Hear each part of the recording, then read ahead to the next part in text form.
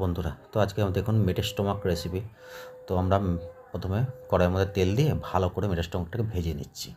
ভেজে নেওয়ার পর আমরা এরপর হলুদ গুঁড়ো দিয়ে দেবো, একটুখানি লঙ্কা গুঁড়ো দেবো, একটুখানি জিরে গুঁড়ো দেবো, আর একটু ধনে গুঁড়ো দেবো, আর পরিমাণের মতো একটু নুন দিয়ে দেবো।